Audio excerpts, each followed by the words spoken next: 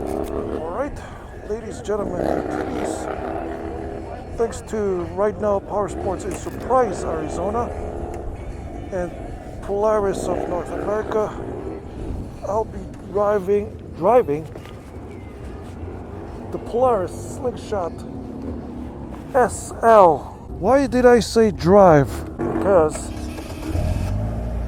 the reason why I consider this as a car, because it's almost the same size as a typical roadster.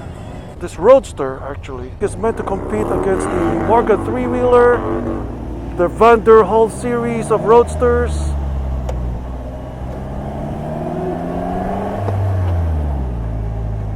and you can lump this car against the Mazda Miata. Just for starters, this car is powered by the Ecotec General Motors 2.4 liter 4-cylinder, which used to be powered by the Pontiac Solstice and the Saturn Sky.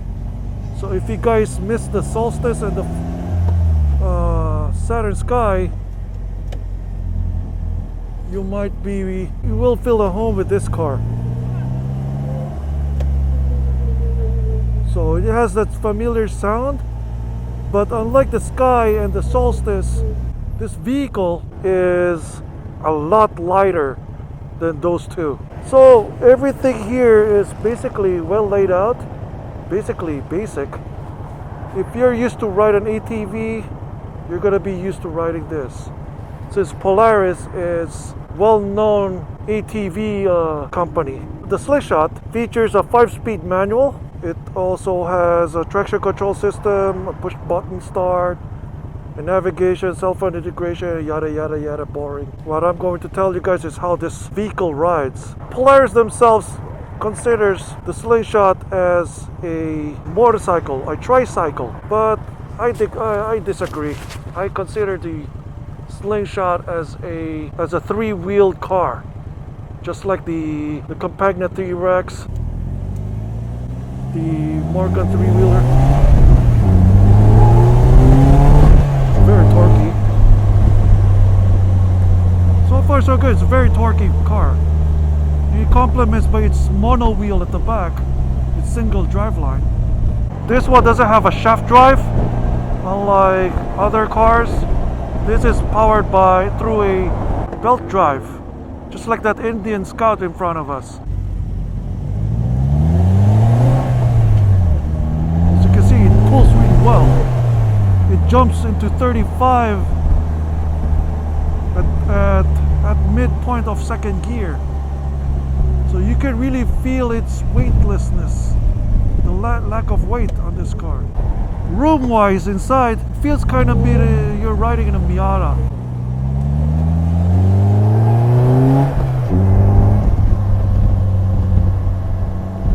Yep, it has that similarity, but it feels bulkier than a Miata, but it has the same ability, and this vehicle is more twitchy than a Miata because you're not dealing with another wheel at the back.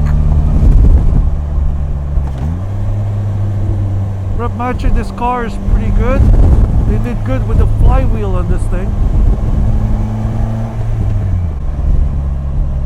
Leg room wise, it has decent amount of leg room on length, but it doesn't have the width, so it's basically hitting my left part of my leg. Easy to heel toe, basically. I would like to rent this to get a full experience. This 2.4 Ecotec might not sound remarkable on paper or when you're driving the Solstice or the Saturn Sky, but it really livens this vehicle right here. There's a Florida company where if you want to add another wheel at the back, which will increase its look dramatically. I'll put a link on the screen for you. So far the sightlines is good. Of course, this is a speedster style vehicle.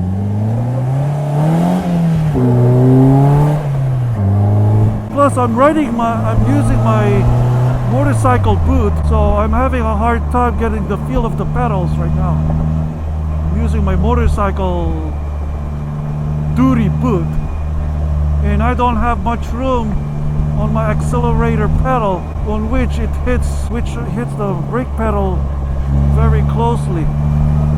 Polaris did a good job engineering this vehicle, but they just run a little bit short by calling this a tricycle. See, I don't have much room on my legs. If I spread it out, it sticks out. Plus, I don't have that much room for a dead pedal behind the clutch pedal.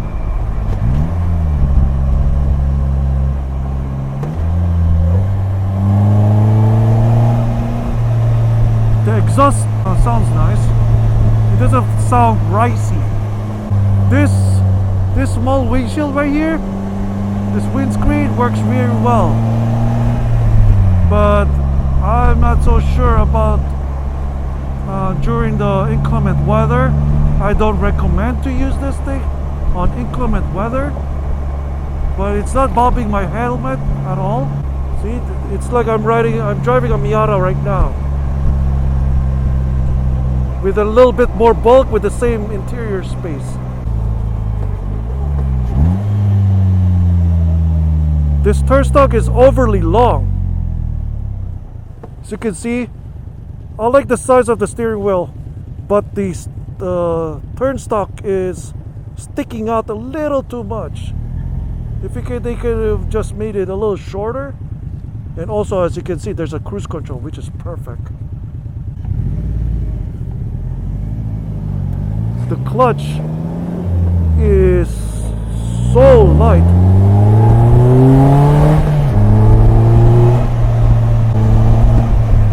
At 50 miles an hour right now, I'm getting to feel some head buffeting through my helmet. And the gauges is legible, although a little small. It's not distractingly small. It's just that it has the right size. I bet GM had to do with it a bit too, but they made it look, it has that legible, it has some design elements around it. This SL model, it's on top of the standard S model. This SL is below the SLR and the Gran Touring. The Gran Touring has the roof, on which is right beside me right now. This SL model, I think, has a Boston Fosgate stereo system. Man, this clutch is overly light.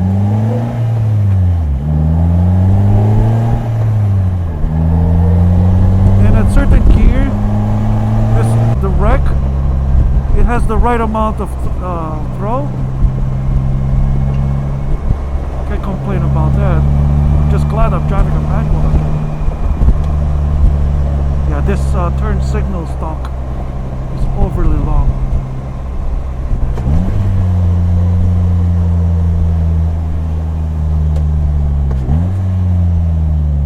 Heel towing this car is pretty easy, but the revs drops a little too fast for my liking.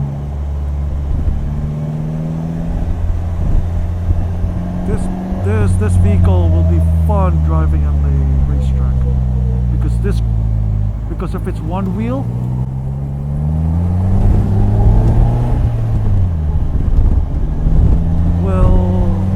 will make this vehicle drive so nice.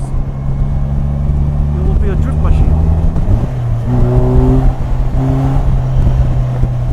The front end is so wide, as if I'm riding a lowered F-150,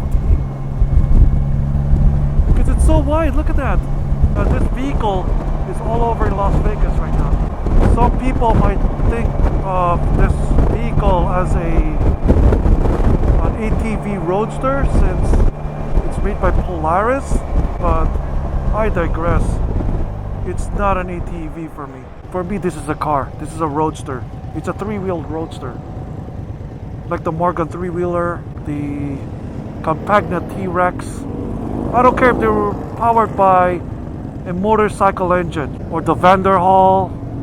Yeah, I lumped this vehicle into those three-wheeled cars. One thing you gotta know is it depends how much you're accelerating. The rear wheel ups a bit, so you gotta be cautious on that, because despite this one has a stability control and traction control, I think it might hop out of control if you're not careful. It feels a little bulky on slow areas like this.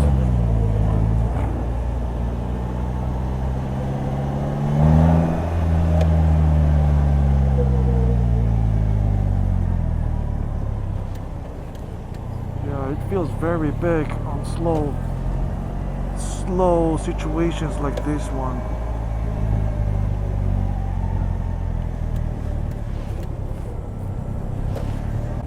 We're back at the Slingshot booth, and I think I'm gonna stop right at the end of that cone. Alrighty.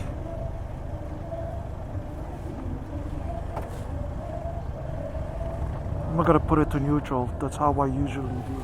And the seat belts are in the center, like this one, like a ATV.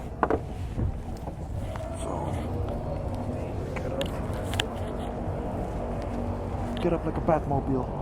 Just be careful getting out of this vehicle.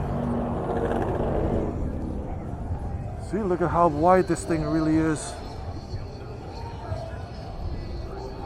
Yes, those performance wheels over here.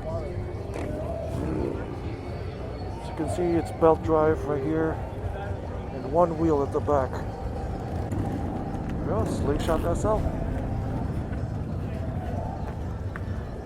And there you go. That's my review, taste test on the Slingshot, the Polaris Slingshot SL. Catch you guys later. Peace out.